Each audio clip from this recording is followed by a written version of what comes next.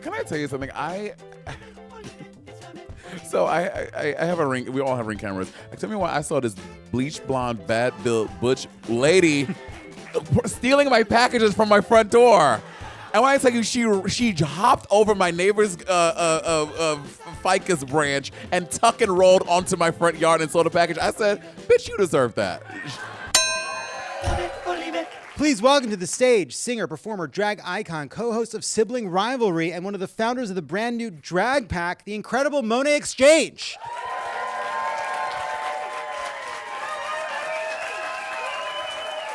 Hold on, John. You forgot gorgeous. And gorgeous. I Thank should have you. said gorgeous. Thank you for darling. being here. Thank you for being here. What happened here? Kamala got messy, didn't she? That's part of it. That's part of it. Lovely to see you. So now, before we get into it, Yes. something did happen on this show that does involve your co-host, which is this. Bob comes on the pod. She very clearly has absolutely no idea what this show is. And then goes back to you and talks about having no fucking idea what this show is. And then you try to explain it. You get it wrong. How did I get it Yes, wrong? because you thought that somehow, I can't remember the details, but in some sense you confused me with Jon Favreau and believed we were in some kind of a relationship. Okay, so I listened to Pod Save America. I'm obsessed with you and Jon Favreau. But I remember I fell in love with Jon Favreau through some MSNBC something. I was like, who is that? Mm-hmm. Then I found out that, then I don't know what happened. Then for some reason, I thought that you and Jon Favreau were an item, a couple. And I was like, girl, you went on Jon Lovett's podcast. That is Jon Favreau's husband. And so, and am I wrong? Yeah, he said no.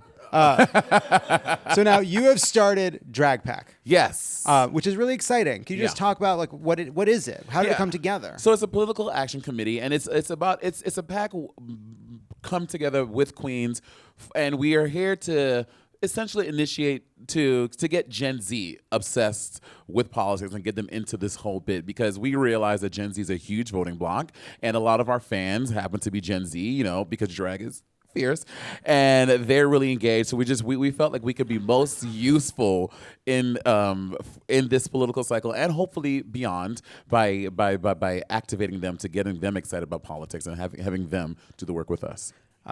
Nice. Yeah. And I, being a Gen Z girly, why y'all laughing? I make a joke. No. I wish. Look, we're just two Gen Z girlies. So first of all, has this week been a bit easier in terms of the recruitment? Oh my God, yes! Like it's so crazy how everyone, like, it feels like Gen Z has gotten so much more excited about this political cycle because old Uncle Joe said, I'm gonna sit this one out. To be honest, like, even through our Instagram and everything, people are saying like they have not been this excited since Obama in a very long time. So I feel like that is we have a lot of momentum. A lot of people are. And listen, Beyonce and Taylor ain't even saying nothing yet. I know, and those are just, we got they're still loaded up. I know. Well, Beyonce gave approval for the song. She did. And Beyonce's mom posted the photo, I believe. You follow Miss Tina?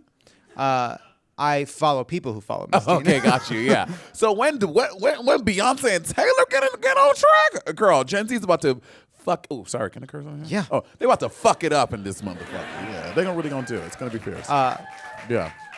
So Project 2025, I think, is one of the motivating reasons for forming this PAC. Yes. Are you like? It seems like Trump had to say he tried to disavow Project 2025. The Democratic candidates have started talking more about it, but it seems like it was organic. Like, people were bringing up Project 2025 on their own. Do you find that? Like, have you found that when you're organizing this Drag PAC, that people are talking about Project 2025? Yeah, 100%. I think through social media and through, I know they're trying to shut it down and squander it, but through things like TikTok, like, people are getting a lot of information through social media, and I think we cannot ignore that. Like, people are not ignorant anymore. Like this, like, you wake up in the morning and you you brush your teeth, hopefully, and then you open your phone, like you see 19 TikToks about the information in this stupid 900 word triple space size 15 Comic Sans document, and you're like, oh wow, like the information is here. So I think that people are coming to us with information about Project 2025 that we don't even know. So I think it's great. It's great that they know already, because I know me. 18-year-old, 22, 25-year-old Monét girl, I wasn't worried about that. I was on Craigslist. I wasn't talking about no Project 2020. Yeah. Y'all don't even know what that is. See? They gave it away. You have to just be like, look, as someone who doesn't remember 9/11, and then go from there. So now, before we get to the game, I want to talk about J.D. Vance's guyliner. Oh God. That is like he's wearing gender affirming makeup. He is. But I like how you're concentrating on the guyliner. Look at the bad filler though. You know what I mean? You think? Like you got this by Dr. 90210. You know what I'm saying? Like Dr. Zizmore fucked him up, girl. Dr. Zizmore, man, you're doing it again. New You're doing York. it. I know. Gen Z know about Dr. Zizmore? Gen Z, do you know about Dr. Zizmore in New York? No, you don't. You're not Gen Z. Stop it, girl. You're wearing Hollister. Stop it, honey. From opening the library to read to reading at an actual fucking library to America's children, queer people are more than just fabulous outfits, impeccable lip syncs, and catty feuds. But we're definitely those things too. Monét, what would you say is your all-time favorite beef from Drag Race? Ooh, my all-time favorite beef. It would have to be season 4. And it was Sharon Needles versus Fifi O'Hara. It is good old like Drag Race in its prime. Just Fifi, Sharon would inhale. Bitch, why the fuck you inhaling, girl? Like it was crazy. And I mean, toxic me, I just love. I literally go back and just watch the fights on all those stupid Miss Mojo YouTube ranking videos. Obsessed. So good. Now, there is one group that is more quick to a nasty public fight than drag queens, and it's the Republican Party, which is why we're playing a game we're calling Which Bitch?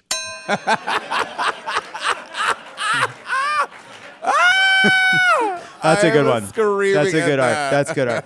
All right, so here's how not too far from what the queens look like. So, you really guys nailed it there. It's a lot of tanner. I'm going to describe a beef to you, and you will tell us: am I describing a squabble between drag queens or a fight between elected Republican officials? And so let us play Which Bitch? A consummate professional passionately informs a colleague that she does not take money from a benefactor, but she could if she wanted to. Oh, that is 1,000% Shangela. Yep, that's correct. Yeah. Oh, see, yeah, that's Shangela. The legendary sugar daddy round. I could have a sugar daddy if I wanted to have a sugar daddy. I could have, but yeah, I don't know the rest of it. Next up, an old school diva, some might consider a has-been, savages an unhinged colleague after being interrupted during an interview. Is that Maxine Waters? No, that's that. But it is a political event. It is Republican Queens. Yeah. So I need. Okay, let's give a check. Ding. It was this. You know, he looks very unhinged. I mean, a lot of people have concerns about him, and I'm not sure if he was on something, but I do hope he gets the help that he needs. That is the cattiest, bitchiest Kevin. I hope he gets it. That's like poor child, you know. What CNN needs to do is add the shady rattlesnake noise sound. Yes. To the thing. That'll be great. The music will be fun again, you know? It'll be good. That's so, oh man, that'd be awesome. That'd be, people would complain. They'd say, this isn't reality TV. It's like, okay, all right, let's keep pretending. Let's keep pretending this is news. I just add a RuPaul to the House of Representatives. Ladies, silence. Basically, Nancy Pelosi was in the RuPaul role for the last sure 2 weeks. Girl, she sure was. This fiery prima donna called a colleague tubby and a little bitch on social media. Oh, that is 1,000% the Republicans fighting. Yeah, that's right. That's Representative Derek Van Orden also going after Matt Gaetz.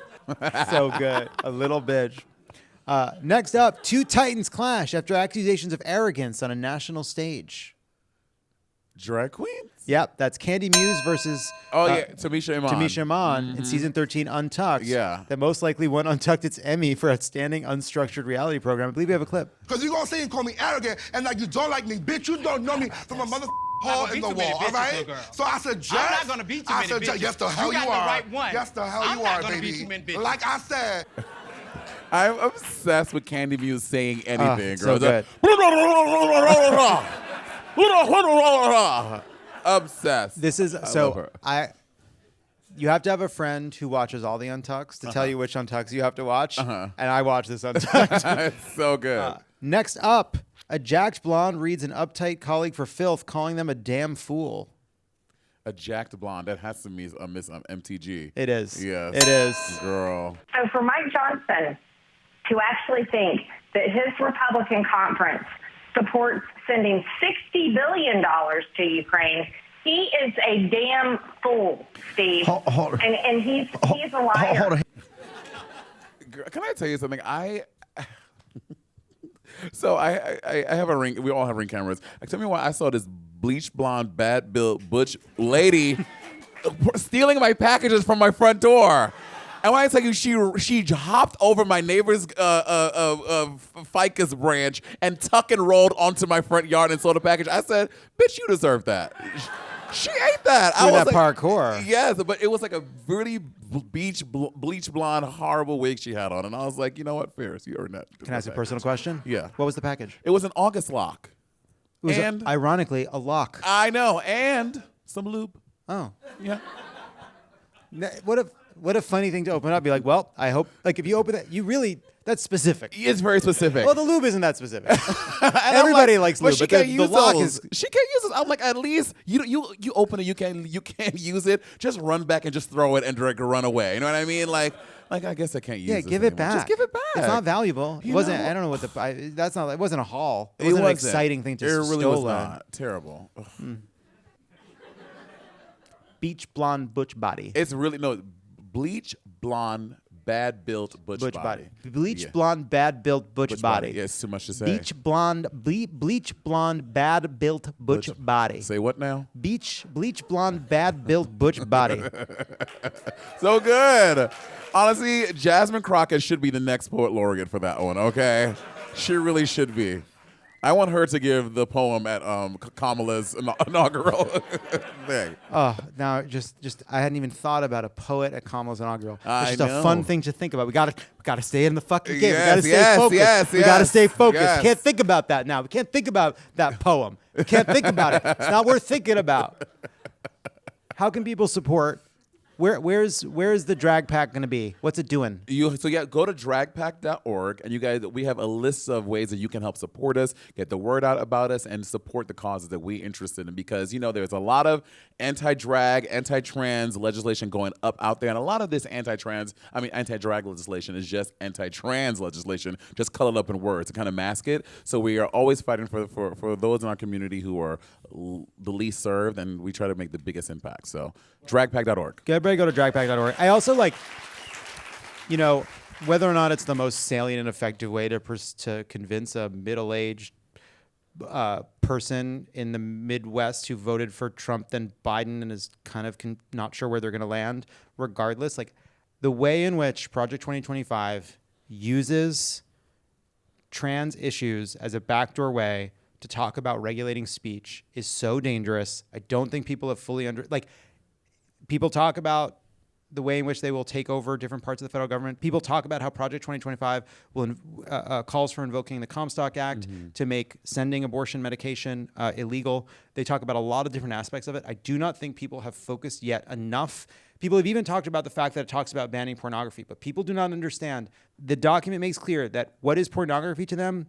It can be anything that refers to gender ideology, and that it is not protected by the First Amendment. And if you combine that with what Clarence Thomas is saying about needing to use the tradition of the First Amendment to interpret whether or not the First Amendment applies, you start to see a very dangerous path in which laws ostensibly or deceptively, misleadingly, disgustingly defined as protecting children from harm are used to ban not just drag shows, not even just the right of trans people to get medicine, but to curtail everybody's freedom of speech, everybody's ability to access the care they need, everybody's ability to live as they see. So I'm really glad that you guys are doing Drag PAC. It's an amazing thing. More people should get involved, and it makes it fun, and it's so thank you for doing that.